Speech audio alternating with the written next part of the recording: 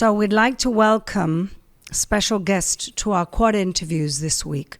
Yossi Schneider is the cousin of Shiri Bibas, and we're very lucky to be speaking to him after the most traumatic of experiences that his family has had.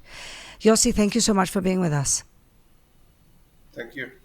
Yossi, I can't begin to imagine the torture, the pain, and the trauma that your family has been through, because not only did you lose your cousin and her children, but you lost also her parents, who are your aunt and uncle.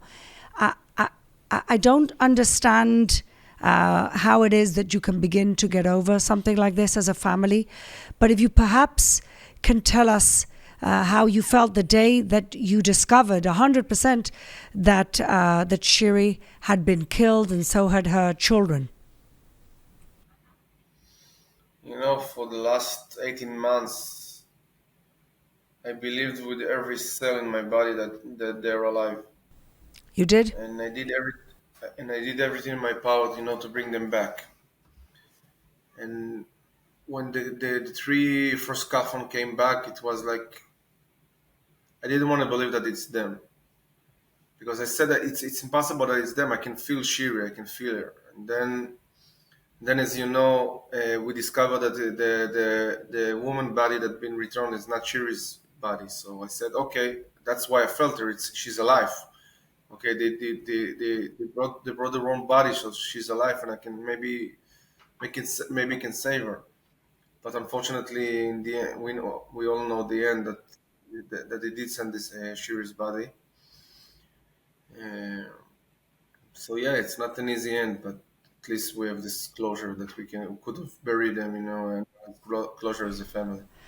You have the closure, but what's really unbelievable, and I don't know why we're surprised anymore, is the extreme cruelty of the enemy, of Hamas, that even in the last moments, they had to put your family through that extra torture, that they put the wrong body in that casket. And that is something that, it's unbelievable. And your family kept saying, don't keep saying that it's them until we confirm. And everybody was saying, well, what are you talking about? And then in the end, you were right. You couldn't believe anything. You can't take anything at face value from these terrorists. How has your point of view changed since the 7th of October? What happened specifically to your family? I'm like a completely different person. The thing that we went through, the people that we met, the thing that we heard people saying, the way that the world is behaving, and the hypocrisy and the cowardness and the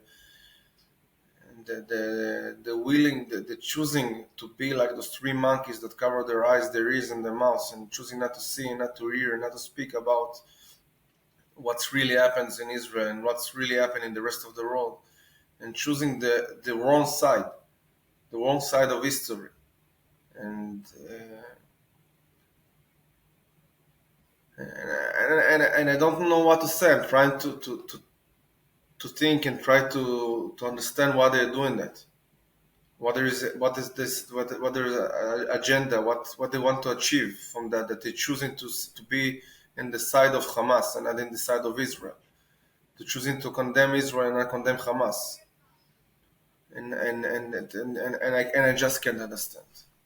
I think that it's very difficult for us in this day and age to understand that, unfortunately, anti-Semitism is still alive and well. And what's unfortunate is that your family became the symbol that the whole world had to get behind. It was easy to get behind two little babies and their mother. And even in that moment, like you say, the world chose to side with the terrorists. I mean, not everyone, but, the big organizations, the big global organizations who claim to respect human rights. But, your family was part of this kibbutz of peace, kibbutz that believed in peace. What do you think is going to happen now? What do you think the outcome that Israel can expect, the best outcome, can be right now? They didn't just believe in peace. the people that lived in those kibbutzes, those are the people that send their they gave work for the Gazan people. They took him to take medical care and to the Israeli hospitals, and they really take care of them. And actually, they killed the people that helped them. They cut the end that feeding them.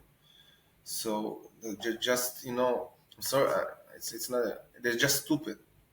How stupid can you be? How stupid can you be to cut the arm that's feeding you? You killed your last chance for peace. They just show that they don't want the peace. Okay, and for what you said about the rest of the world is that all of those organization, whereas those children organization that didn't say anything for the last 18 months about Kfir, Ariel, and the rest of the kids that have been kidnapped.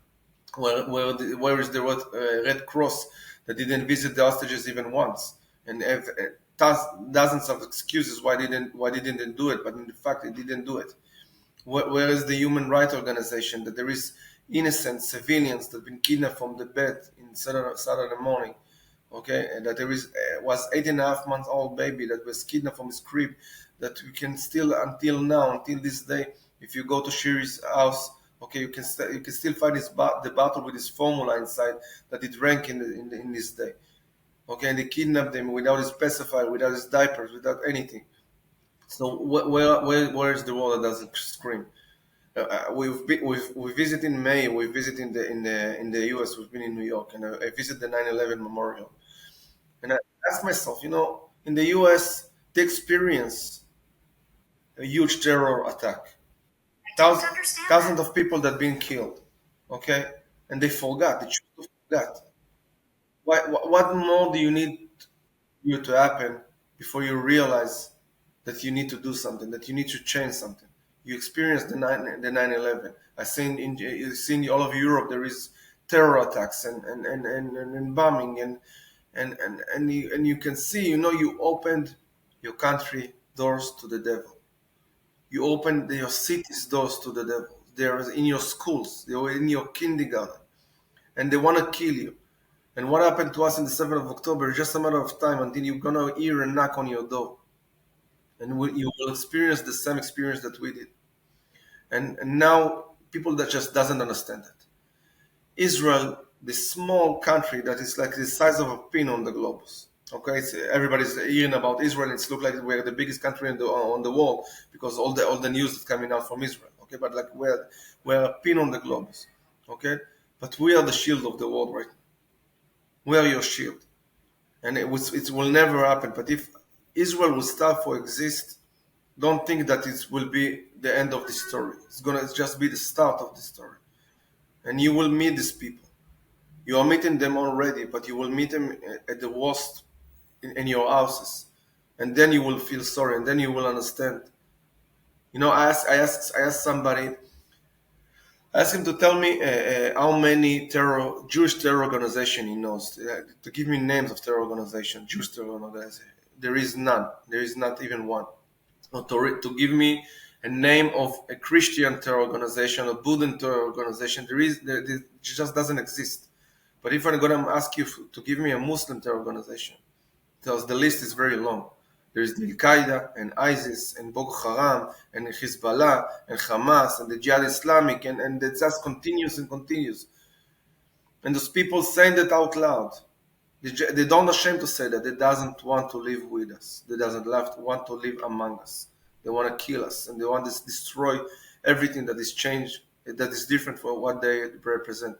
They're even killing their own people. Look what happened in Syria right now. There is thousands of people that have been killed and been massacred every day. Where is the world? Why doesn't the world say anything? Where is the UN that's supposed to protect the citizens and say something?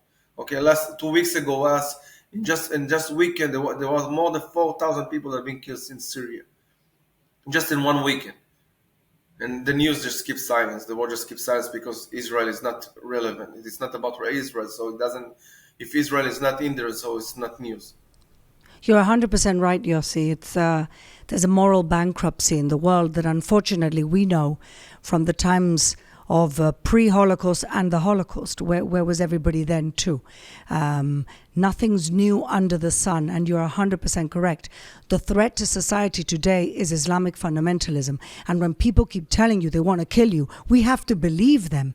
And in fact, not believing them is the real discrimination, because they're telling you. So my question to you is, what should Israel do now? Because there's another 24, we think, 24 living hostages. You have experience, visceral experience with this. As a family members that were there, what should Israel do? We're caught almost in a lose-lose. What does Israel have to do? Let's say tomorrow you're the Prime Minister of Israel. What do you do? First of all, somebody needs to manage this event.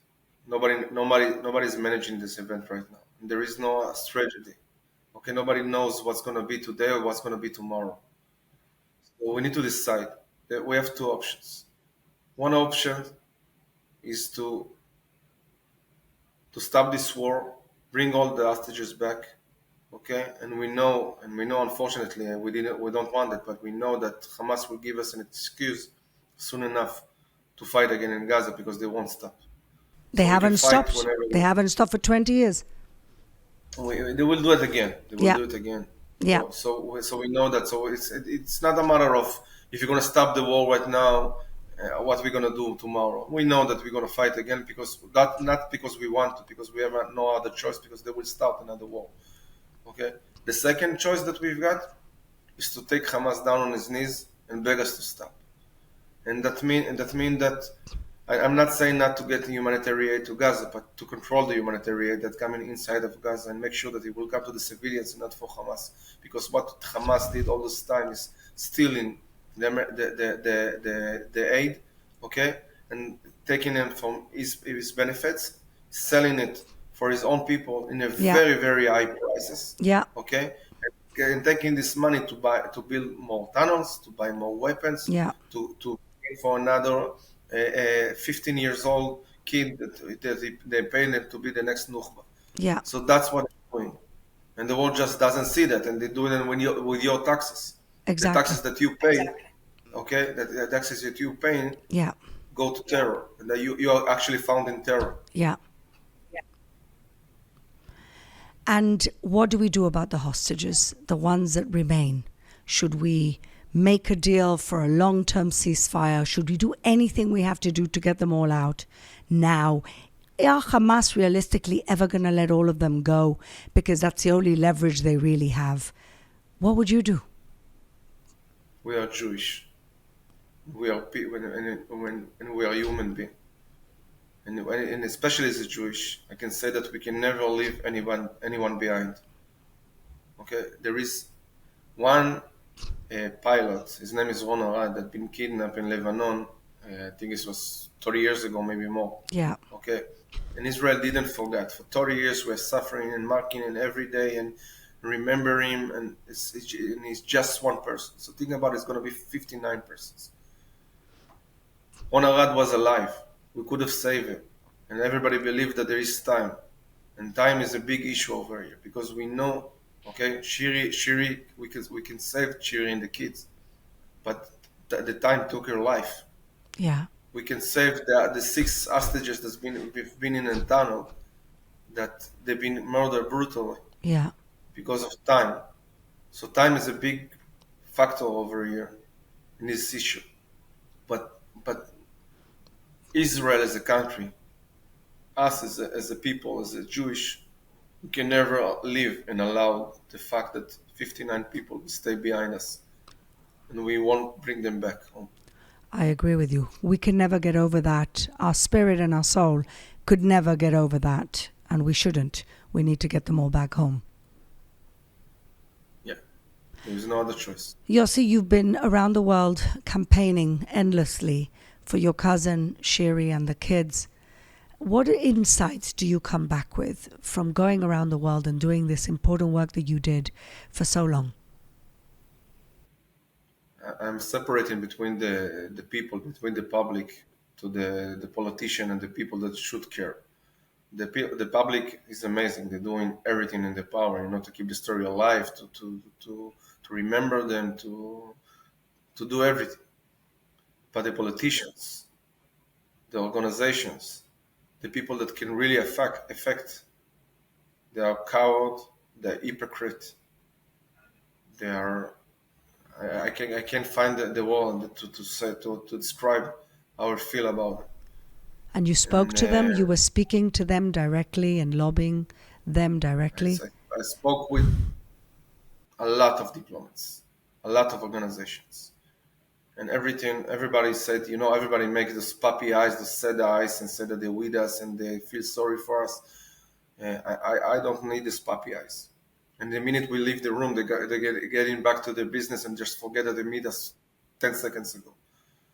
I need them to make actions, to speak about our family, to speak about what happened in Israel, to speak about the future of this world, and to understand that we cannot live with terror organizations among us. And they're not saying that. The only person, not the only person, the only people that are doing that right now is Steve Witkoff from the U.S. That is, I met him and he's more than amazing. He's President Trump, that everybody knows what his opinion is and what he's saying. And we actually waited for him to come, and we know that when he's gonna come, something's gonna be different. But where is the rest of the world? Where are the rest of the leaders of the world, of the free world? When you say free world, it's supposed to be free. It cannot be free when you're threatened every day by terror organizations. It cannot be free when you need to check every passenger that's going on a plane because you know that somebody can bomb this plane. When you have security guards everywhere, not because of thieves, because we're scared from terror organization. It cannot be free like that.